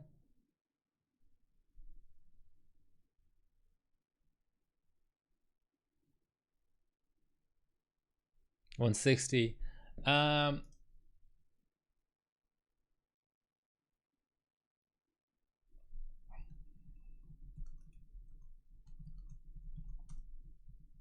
have a Rampage 4 Black Edition.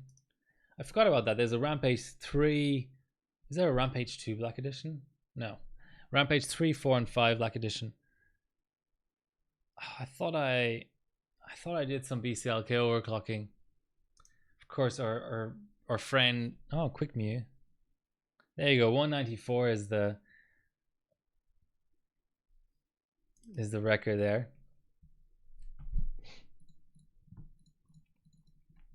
Okay, so we had a fail of 4.6 at 1.25. Let's try 4.6 at 1.3. The other option is Sandy. I don't know. Doesn't Sandy Bridge E have straps like BCLK straps? And since some of the Sandy chips are semi-locked, maybe that's why that previous owner was running 160 BCLK.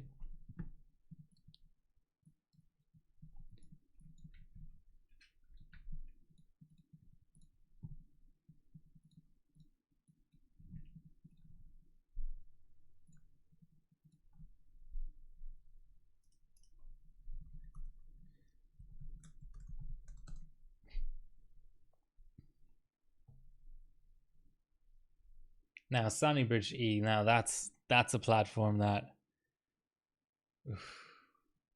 we might not get a 4.6 pass at all, the way things are looking. Man, Sandy Bridge E, what a pain. Quad channel and Sandy and low cold bug all combined. It's one of the worst platforms.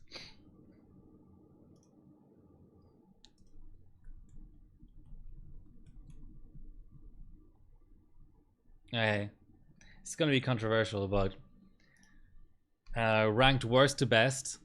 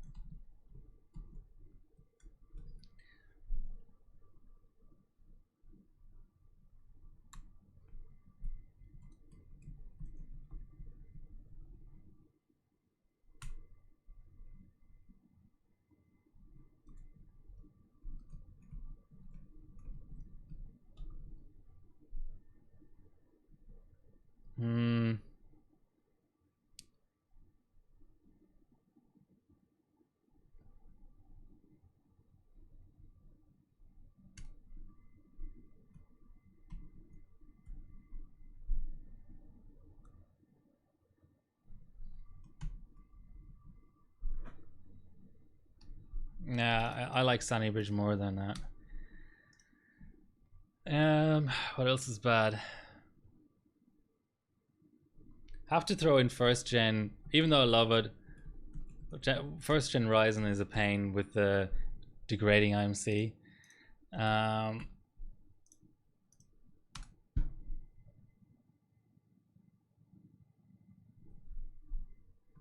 Well, what came? Oh yeah, Skylake. Just because of cracking.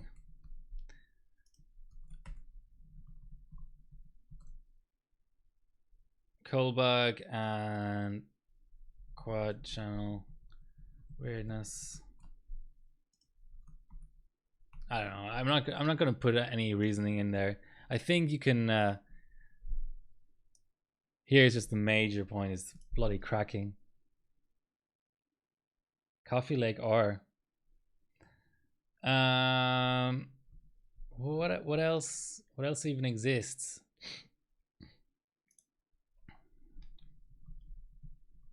I need some inspiration.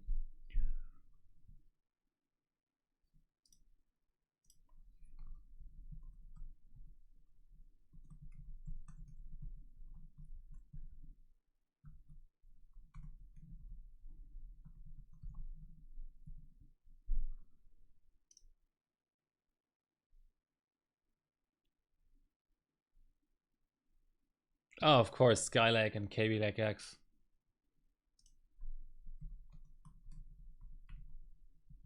Actually, it's worse because the boards are worse for KBX, so I'm putting that above KB normal. I mean, Gulf Town is pretty fucked as well. I'll put that around here with that triple channel goodness. I'll just bunch these together. What about on the AMD side? I love all this stuff. I mean, the APUs are fucked. Probably, yeah, around here. They're so bad. Everything, none of this is objective. I mean, 939, if we want to go that far back, probably 939. That's as far back as I'll go on AMD. Everything else is, well, AM1 is completely fucked. AM1 is just single channel locked, but everything else is not objectionable at all. I mean 7.5. I'll just bundle these together.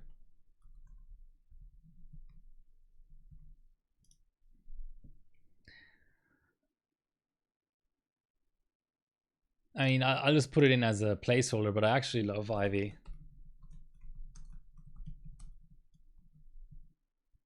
Oh, where would I put Ivy Bridge E, because it's quad channel as well.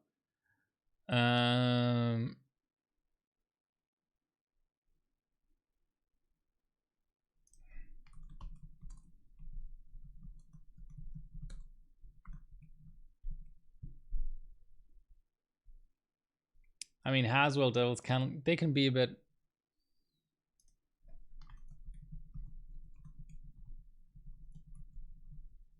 They have cracking stuff. I'll probably have to put it ahead of these, just because they have as much of a cracking issue. Where do I put stuff like SkyX, Cascade X? That's difficult. Cold, they can be weird.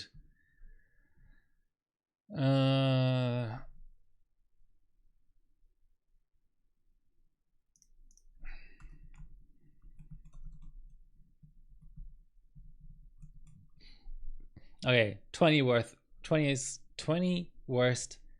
2D platforms. What do you think? These two deserve a special place in hell. Well, Socket 1200 is fully soldered, so you don't have the same issue as KB. You super disagree? Okay. Some of this stuff is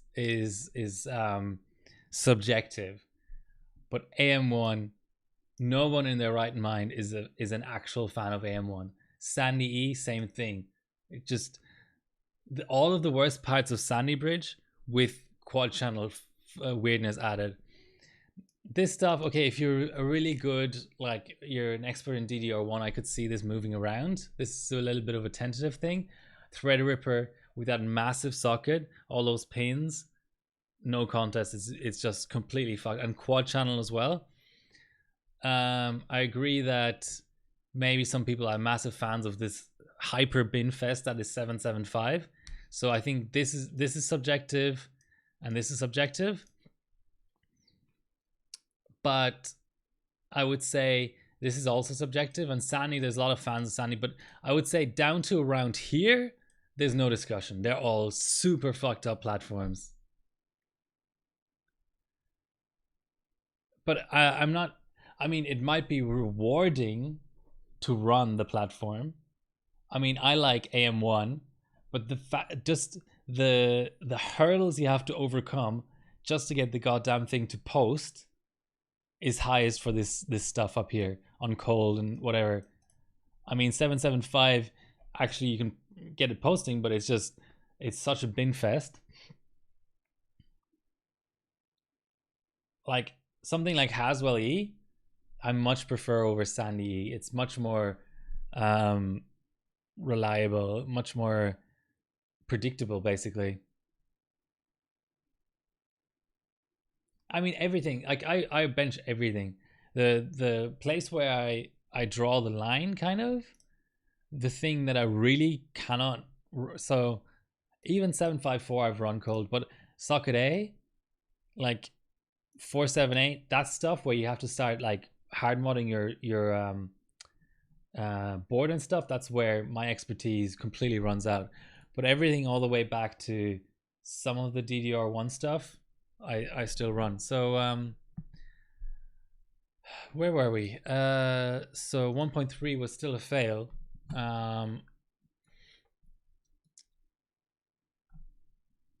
So the problem was that let's try 4.5 at 1.2.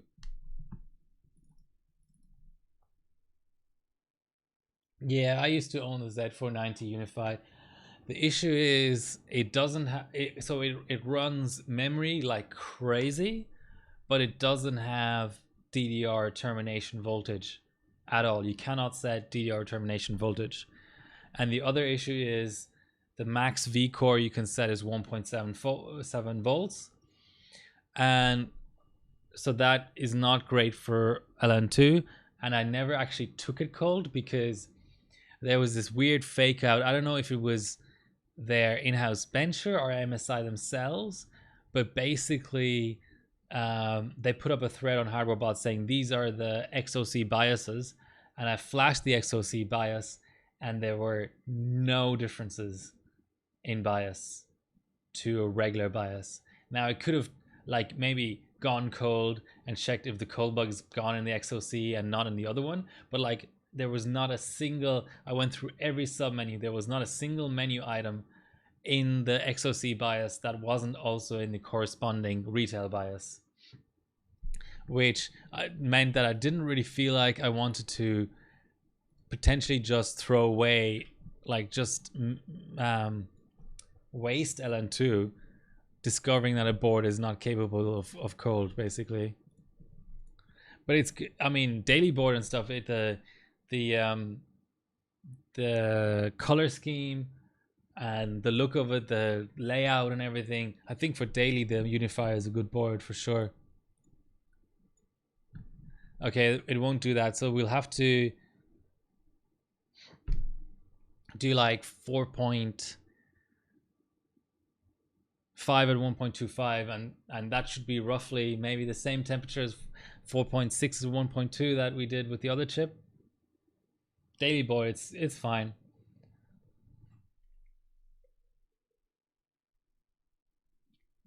I had some issues getting command rate 1 working for like super high, like 4800 RAM. But command rate 2, it ran really well.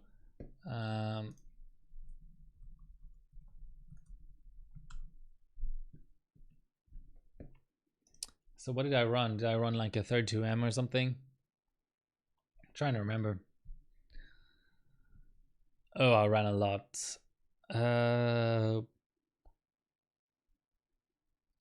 I still have the. Yeah, I did 5.7 gigahertz on chiller. So here we go. This is what I ran. So I ran 4800 2T.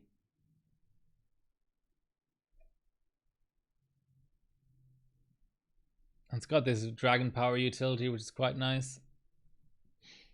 Okay, so we wanted to run. Go back to 4.5 at 1.25 and get higher info up.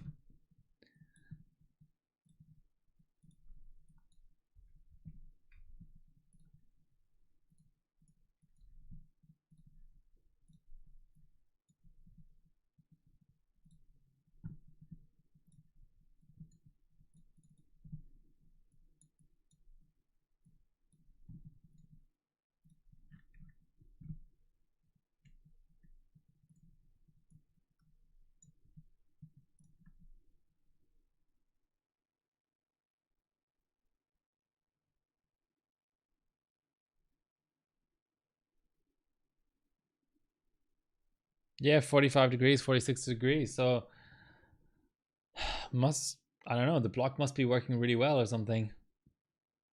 So same temps as on the other chip, actually, even with 50 millivolts more.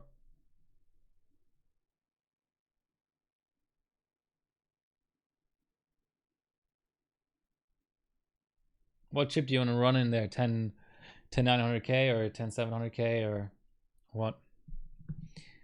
Okay, so next we will go and do some valids.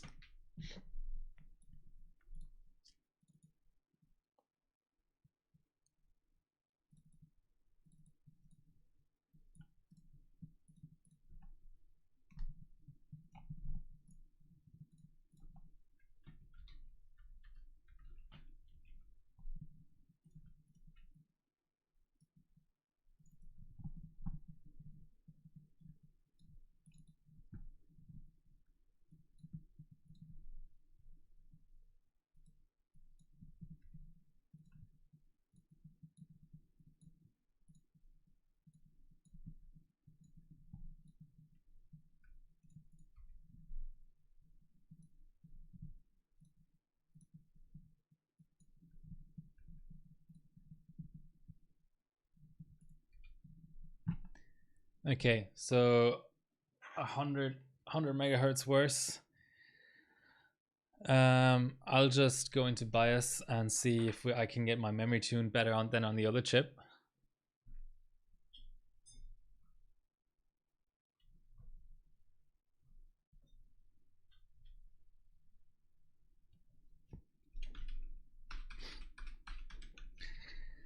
Yeah, so 200. Well, I didn't try higher V cores, but I'm assuming like 100 worse in Cinebench and 100 worse in Invalids, and 60 millivolts or something. Yeah, about 60 millivolts worse on Vid.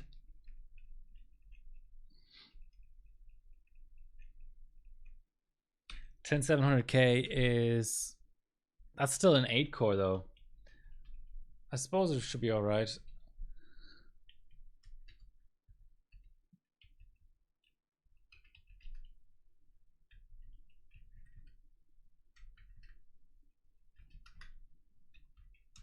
Let's try that. It'll be fine. It's only daily. People have run freaking 1.7 V core on that thing. Let's see, where's the... I thought someone ran it cold. Maybe not.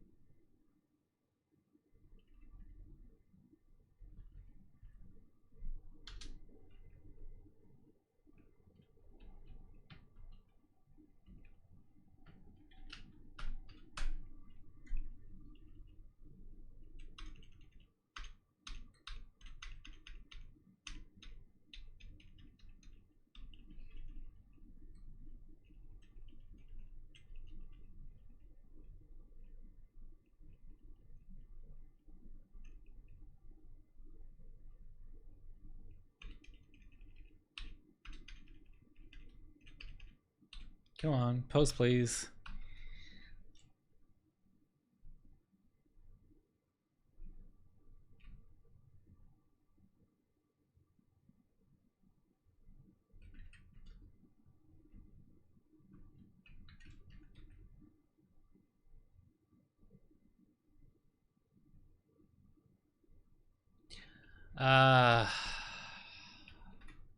Here's the crux of the matter. Of course, I need to lower Encore to be able to post the higher BCLK. Can't just overclock BCLK Encore by 25% with stock volts and expect it to work.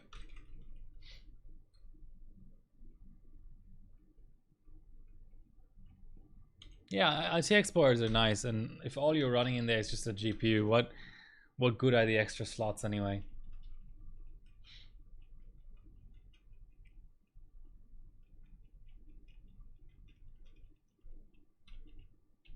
Yeah, chip 1 is better.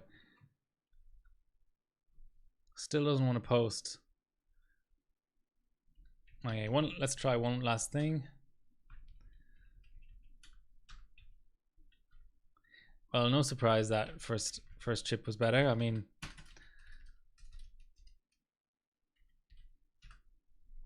it seemed really good at the time, so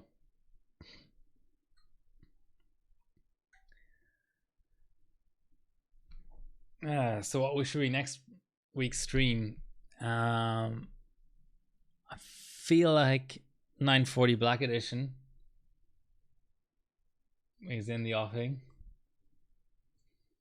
What do you think, guys? LAN party? To our SH790X. Now the other thing I can try is maybe the OC socket is off. And the way we figure that out is by going into the voltage menu.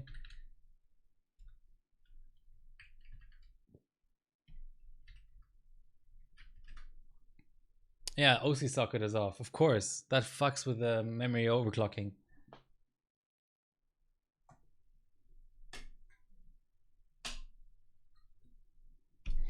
I knew it.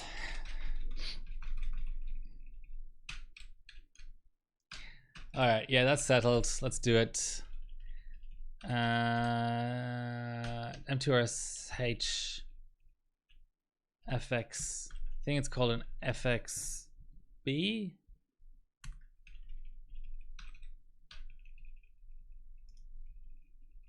I think that's the board. So they made a few different ones that are very, very similar. Yes, so I did 400 B clock on it. That was nice.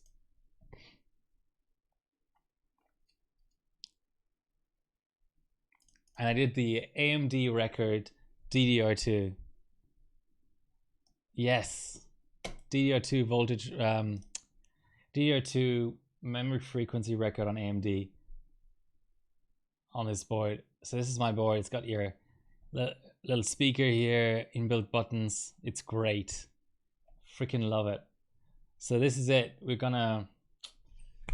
The only thing is, it might turn into DDR2 Binfest because I have so much DDR2. Let me get my DDR2.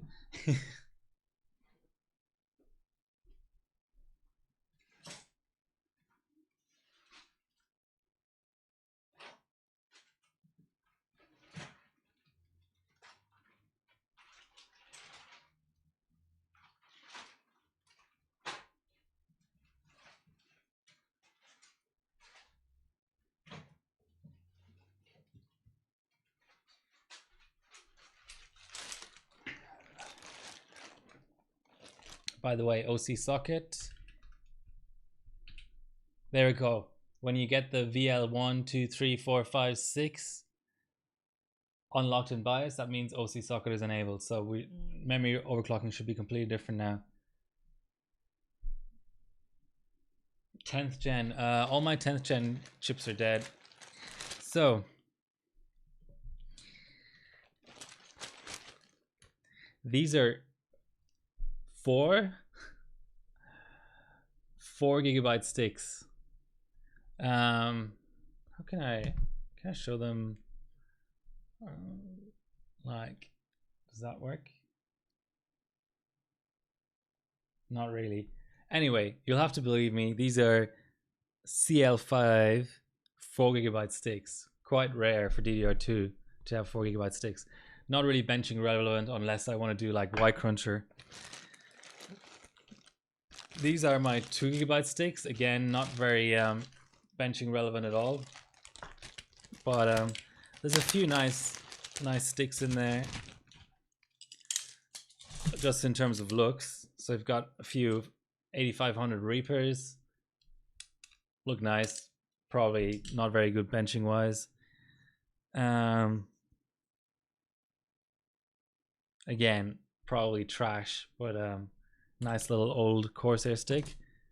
And then we've got Kingstons. These need 2.3 volts for 8500. Oop. As I totally trashed them, but I like this HyperX design. It's just a shame that they're not really very good benching sticks. Like the 2GB capacity is almost as bad as the 4GB capacity, basically. And then here's the old style G Skills, 2 volts for CL5 again, DDR2 1066. So I won't be binning through those sticks because these are all trash. These are all the wrong capacity. But those two capacities, 4 gig, 2 gig, they're all just a tease. This is the benching RAM. So those are the 512 sticks and the 1GB sticks. Yeah, again, HyperX, nothing special there, but I've got some ballistics. I've got some Guile that's probably terrible. CL5 again.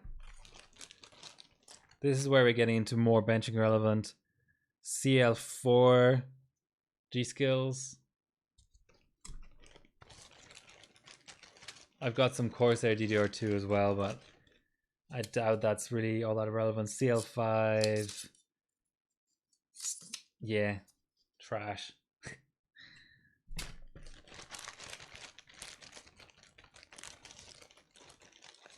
But these ballistics is where it's at. So that's probably what I'll be running next week. I think I have 2 or 3 940 black editions. Volume up a little. Yeah, sure. Is that better? Almost in the red now, microphone wise. You're making me want to do dice overclocking session on my Crosshair 5 formula. Yeah, really quite rewarding platform. What chip do you have for the Crosshair 5? Okay, so now let's try this whole overclocking business again. Let's try going to the higher strap first.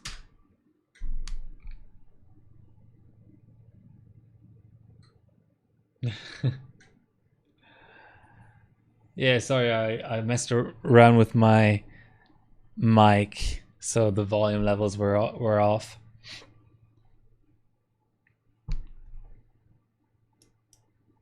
Anyway, let's see if we can post semi-decent RAM settings. No. I think that's it. That's gonna be it. I need to spend more time with this platform. So yeah, not so successful session in a sense, but also an unsuccessful session. So something really weird with the memory overclocking, but found a really good chip. So I wish I had LN2 right now, basically. Anyway, next week is gonna be this board. It's by the way, it's in preparation for a Team Cup Athlon 2.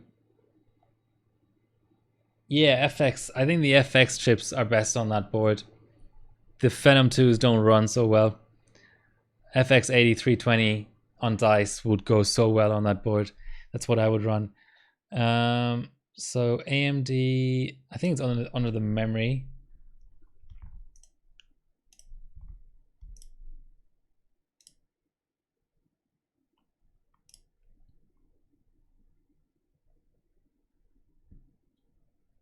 So yeah, 32M, use DDR2, use AM2 or AM2 plus socket. So 940 Black Edition is the best.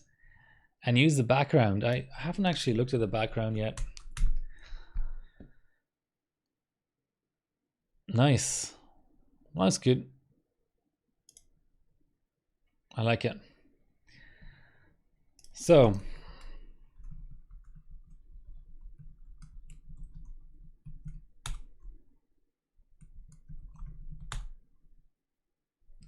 here's a few socials to spam you with. Thanks for watching, guys. I'll be back at the same time next week, since I'm in lockdown for the next 5 weeks at least. Thanks for hanging out with me, and see you next Friday.